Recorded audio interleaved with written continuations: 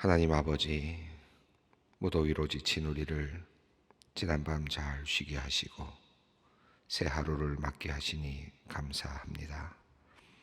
하루의 첫 시간 주님을 사모하며 이 자리에 나왔습니다.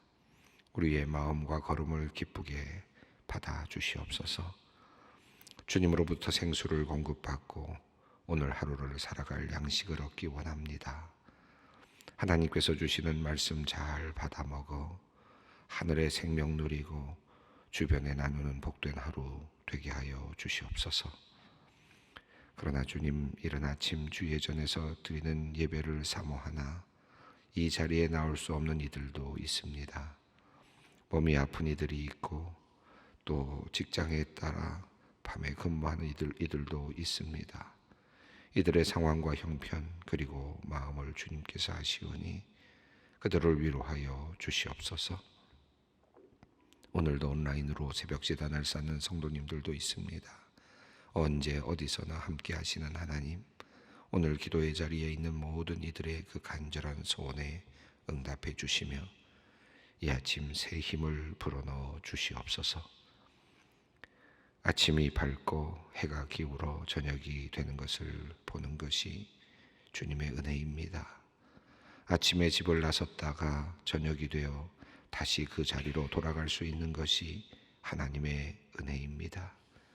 내 이름을 불러주는 가족, 친구, 동료들이 있고 그들과 어제처럼 이야기를 나눌 수 있는 것이 하나님의 은혜입니다.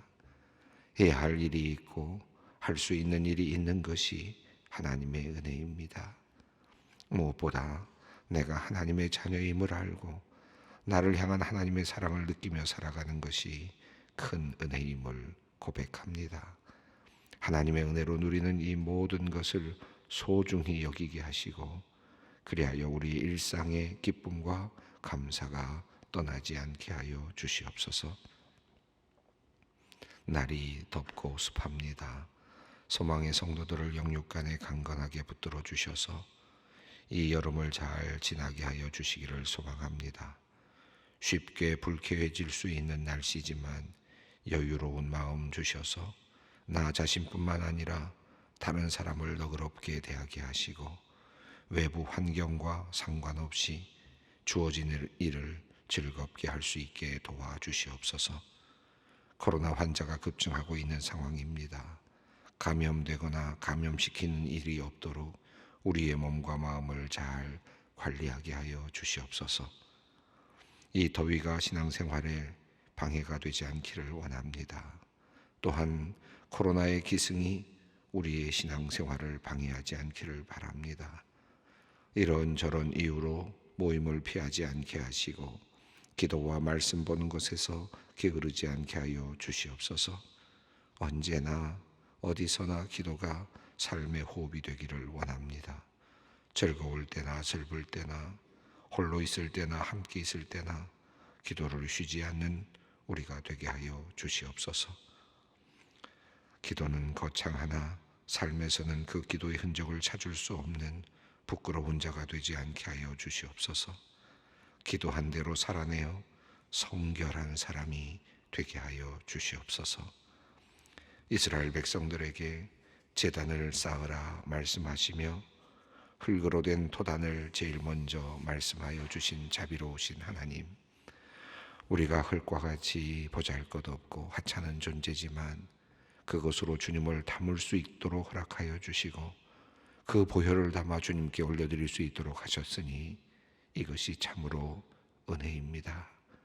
하나님, 돌로 된 단을 쌓을지라도 정으로 다듬지 아니한 모습으로 주님께 나아갈 수 있도록 허락하여 주신 것을 감사드립니다. 있는 그대로의 모습으로 주님 오늘도 주님 앞에 있습니다. 예수 그리스도의 보혈을 의지하여 주님께로 나아가오니 오늘도 우리를 받아주시고 약속하신 대로 복을 내려 주시옵소서. 사랑의 하나님, 소망의 성도들을 위하여 기도합니다. 새로운 일을 준비하고 있는 이들이 있습니다. 이 계절이 하나님께 집중하여 주님의 뜻을 구하는 시간이 되게 하여 주시옵소서. 주님의 뜻을 구할 때 그들에게 말씀해 주시고 그들이 받은 말씀을 붙들고 담대히 나아갈 수 있게 이끌어 주시옵소서. 준비 과정을 모두 주님께 맡겨드립니다.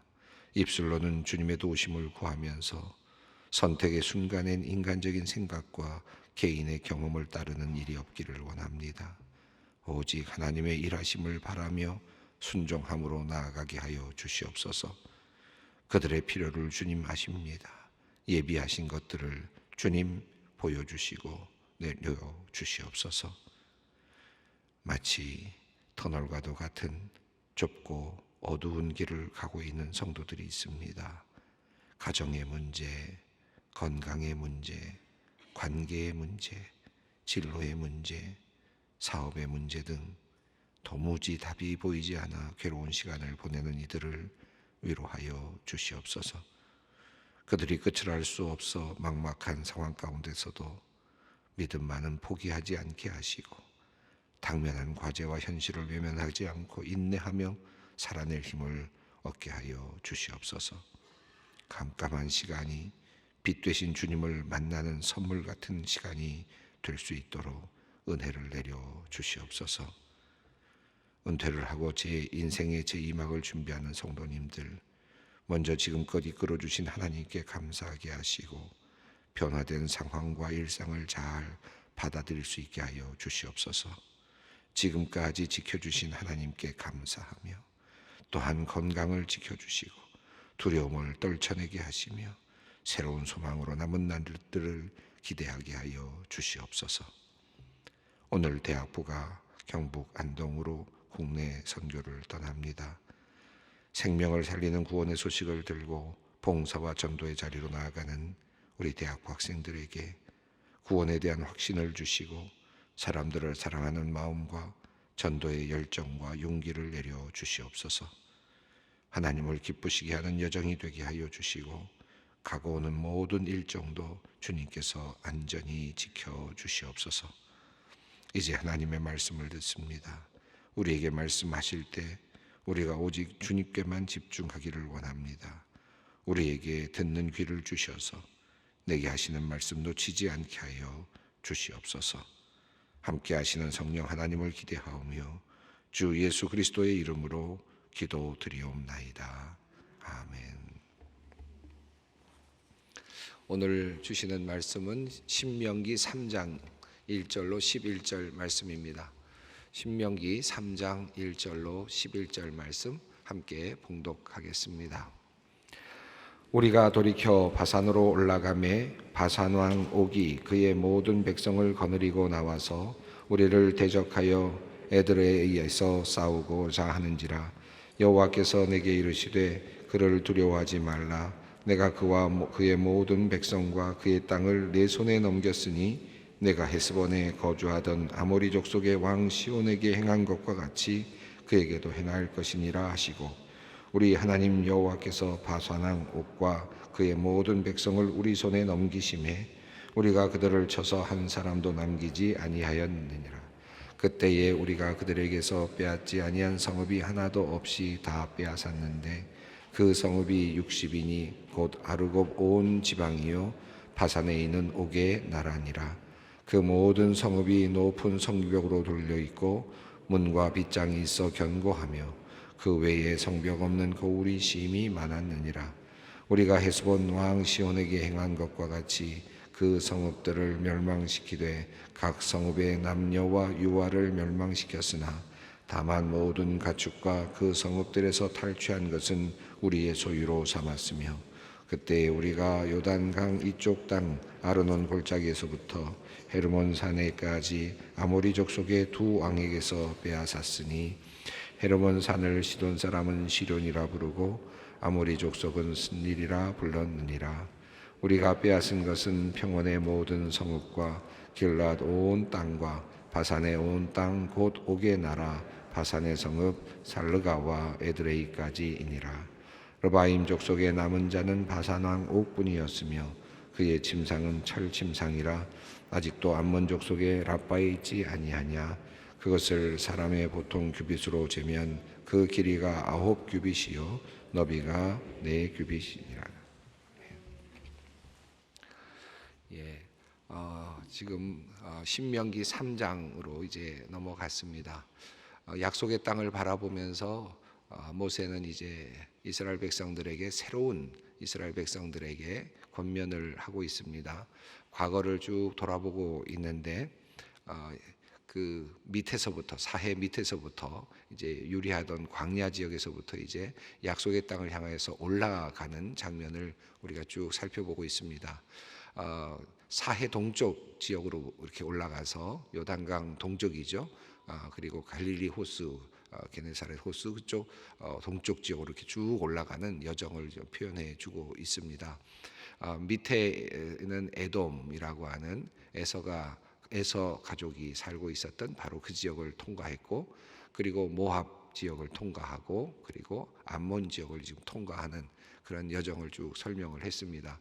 그 여정은 하나님께서 평화로이 그 길을 갈 수 있도록 해 주셨습니다. 하나님께서는 이스라엘 백성들에게 그 땅을 허락하지는 않으셨습니다. 이미 우리가 살펴본 것처럼 하나님께서 에서에게 주신 땅이기 때문에, 롯에게 주신 땅이기 때문에 그 땅은 이스라엘 백성에게 주지 않는다라고 분명하게 하셨습니다. 그러나 그곳에서 전투하지 아니하고 싸움하지 아니하고 그 길을 올라설 수 있도록 그렇게 해주셨죠.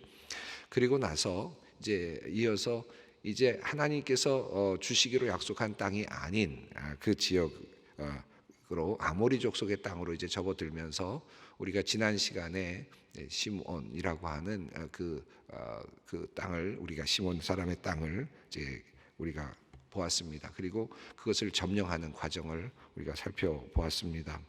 아모리 족속의 왕 시혼에게 그래서 빼앗은 땅의 그 과정, 땅을 빼앗는 과정을 우리가 살펴보았습니다. 자, 그리고 나서 이제 다시 오늘 새로운 이야기가 또 시작이 되는데요. 이것은 이제 바산 왕 옥이 다스리고 있었던 바로 그 지역을 점령하는 그런 이야기입니다. 바산이라고 하는 지역은 지도로 이제 우리가 나중에 한번 살펴보겠습니다. 지도로 여러분 먼저 상상을 해보시면, 지도로 본다면 갈릴리 호수가 있죠. 갈릴리 호수의 동편입니다. 한 30-40 그 동편 전체 지역을 전체적으로 거의 바산 지역이라고 볼 수 있을 것 같습니다. 한 30km, 40km 이렇게 쭉 또 그것으로부터 동쪽으로 떨어진 지역까지도 다 바산 지역이라고 볼 수 있겠는데요. 그 지역입니다. 그러니까 올라갔는데 요단강을 건너게 되는데, 나중에 요단강으로 건너기 전에 위로, 지금 더 위로 올라가고 있는 장면이라고 보시면 좋겠습니다. 그래서 한참 위로 올라가는데 그 위로 올라가서 그곳에서 이제 전투하는 장면이 오늘 내용입니다. 우선 1절 말씀을 읽어보겠습니다. 우리가 돌이켜 바산으로 올라가매 바산한 옥이 그의 모든 백성을 거느리고 나와서 우리를 대적하여 에드레이에서 싸우고자 하는지라. 지도를 이렇게 쭉 보면 사해가 있고요. 사해에서 위로 쭉 올라가는 이제 그 요단강이 있고, 그리고 이제 쭉 위쯤에 또 갈릴리 바다가 있지 않습니까? 그러니까 갈릴리에서부터 이제 그 요단강이 흘러내려오면서 사해로 이제 들어가는 방식인데, 북쪽에서부터 남쪽으로 내려가는 거죠. 지금 이스라엘 백성들은 남쪽에서 위로 올라가고 있습니다. 사해 동쪽에 보면 한 중간쯤에 그 골짜기가 있는, 아르논 골짜기라고 하는 골짜기가 있었죠. 거기까지 이제 거기서부터 출발해서 이스라엘 백성들이 지금 진격해 올라가고 있는 장면을 보고 있는데, 이 아르논 골짜기를 따라서 아르논 강이 이제 흐르고 있습니다. 그래서 그 아르논 강이 하나 있고, 쭉 올라가다 보면 요단강이 있는데, 요단강 중에 중간쯤에 야복강이 있죠. 그래서 야복강이라는 강이 하나 있고, 그리고 위로 쭉 올라가다 보면 또 야르묵강이라고 하는 강이 있습니다. 그래서 야복강하고 그리고 야르묵강 그 사이를 길르앗 지역이라고 그렇게 하고, 그리고 야르묵강 그 윗지역을 지금 바산 지역이라고 이렇게 명명을 하고 있습니다. 그런데 지금 이 에드레이라고 하는 지역은 어디냐 하면 야르묵강의 강가에 있는, 강 지역에 있는 주변에 있는 성입니다. 그러니까 바산 지역으로 말하면은 남쪽 끝 끝이라고 할 수 있겠죠. 그렇게 여러분 상상하시면서 한번 나중에 또 지도를 한번 보시면서 또 저희가 지도를 만들어 한번 보여드리겠습니다. 우선은 먼저 한번 상상하면서 그렇게 지금 오늘 본문을 보면 좋겠습니다. 그래서 북쪽에 있는 바산 왕이 지금 남쪽에서 이스라엘 백성들이 올라오니까 자신의 국경까지 지금 내려왔다, 이렇게 보시면 좋겠어요. 자, 이런 상태에서 이제 싸움이 시작이 되었습니다. 2절 말씀입니다. 여호와께서 내게 이르시되 그를 두려워하지 말라. 내가 그와 그의 모든 백성과 그의 땅을 내 손에 넘겼으니 내가 헤스본에 거주하던 아모리 족속의 왕 시온에게 행한 것과 같이 그에게도 행할 것이니라 하시고. 자, 하나님께서 다시 약속을 주셨습니다. 두려워하지 말라. 내가 그들을 너의 손에 넘겼다 라고 그렇게 말씀하시면서 아모리 족속의 왕 시온에게 행한 것과 같이 그에게도 행할 것이니라 말씀하셨습니다. 이 말씀을 읽으면서 이런 생각이 들어요. 왜 이 말씀을 반복했을까? 이런 생각이 듭니다. 2장 신명기 2장에서 아모리 왕 시온에게 시온과의 싸움이 하나의 싸움이 있고요. 그리고 나서 3장에서 이제 바산 왕 옥과의 싸움이 있는데 내용은 거의 똑같습니다. 그러니까 뭐 다른 게 거의 없습니다. 하나님께서 약속의 땅을 주기로 하셨고 그들이 싸우러 나왔고 그들과 전투를 했고 그리고 그들을 완전히 멸절시켰다라고 하는 거죠. 물론 지역이 좀 다르긴 합니다. 조금 더 아래 지역이 있고 위 지역으로 지금 올라가는 그런 장면입니다. 충분히 그냥 바산왕 시온과 그리고 바산왕 옥과 그리고 또 아모리 족속의 왕 시온의 땅을 점령했다라고 해서 하나로 묶어도 될 수 있는 그런 이야기인데 이것을 따로따로 떼어나왔습니다. 따로 떼어놓고 마치 반복하는 것처럼 2절 말씀이 다시 똑같이 하나님께서 두려워하지 말라라는 말씀을 주시고 내가 너희들에게 이 땅을 너희들에게 손에 주겠다, 넘기겠다라는 말씀하시고 이렇게 말씀하시고 그들은 또 올라가고 싸움을 하고 또 전투를 하고 승리하는 이런 내용입니다. 물론 시차가 다르니까 이 두 가지가 서로 다르게 표현이 되어 있겠습니다만은 저는 이 말씀을 읽으면서 이런 생각을 합니다. 우리가 한 번 이겼다고 계속 이기는 게 아니고, 그렇죠? 전투는 계속되는 것이죠. 지금 이제 약속의 땅으로 들어가는 전투는 이제 앞으로 계속될 것입니다. 근데 그때마다 하나님께서는 분명하게 말씀을 해주. 이것은 두려워하지 마라. 내가 너에게 이 땅을 주겠다라고 말씀하시고 또 들어가라라고 하는 진격 명령을 내리십니다. 우리가 한 번 진격 명령을 받고 그리고 한 번 점령했다고 해서 다음 전쟁도 당연한 것이 아니고 또 다음 전쟁도 다 또 승리하는 것이 아니죠. 하나씩 하나님의 음성을 듣고 하나님의 뜻을 따르고 그 다음 단계를 넘어가는 것이 우리 신앙생활의 어떤 길이라고 생각이 듭니다. 오늘 이 이야기의 흐름을 보면서 똑같은 이야기지만 비슷한 이야기지만 한 번 승리를 했습니다. 그리고 나서 이제 하나님께서 또 다른 전투가 시작되게 하셨고 그리고 그 또 다른 전투를 통해서 또다시 이제 하나님께서는 약속을 주시고 그리고 또 싸움을 하게 하십니다. 그리고 그것을 통해서 그들의 영토를 더 넓혀 주십니다. 그러니까 전투가 있고 그러고 나서 또 그 땅이 넓어지고 그리고 또 다른 전투가 있고 하나님의 약속이 있고 그리고 그 길을 따라서 나선 그 이스라엘 백성들은 또 큰 땅을 다시 차지하는 그런 이제 약속의 땅으로 들어가는 길은 이제 그런 길입니다. 하나님의 약속, 하나님의 명령 그리고 땅을 차지하고 그리고 나서 또 다른 전쟁이라는 것은 우리에게는 어려움입니다. 힘든 일입니다. 큰 과제죠. 그러나 또 다른 과제가 우리에게 옵니다. 이게 큰 파도가 왔다. 왜 또 이제 조금 좀 이제 막 안정되려고 그러는데 왜 또 다른 파도가 오는가? 그러나 약속의 땅을 점령하는 이 과정은 또 다른 파도는 이제 또 다른 넓은 영토를 우리가 얻기 위한 출발점에 불과하다. 하나님께서 또 다른 영토를 주시고자 하신다. 이 어려움을 통해서 내가 한 걸음 더 나아간다. 신앙적으로나 여러 가지 면에서 우리가 한 걸음 더 나아갈 수 있다라고 하는 기대를 우리가 갖게 합니다. 바산왕 옥이 이제 전쟁을 일으켰고요. 에드레이에서 이제 아마 국경을 방어하고 싶은 그런 마음에서 그렇게 싸움이 시작된 것 같습니다. 그러나 하나님께서는 이미 바산왕 옥을 이스라엘 백성들에게 넘겨주셨습니다. 3절 말씀을 읽습니다. 우리 하나님 여호와께서 바산왕 옥과 그의 모든 백성을 우리 손에 넘기심에 우리가 그들을 쳐서 한 사람도 남기지 아니하였느니라. 예, 하나님께서 넘겨주셨다라고 하는 먼저 그 내용이 먼저 나오고, 그리고 그들이 이제 쳐서 전쟁을 해서 한 사람도 남기지 아니하였다라는 표현이 나옵니다. 4절도 읽습니다.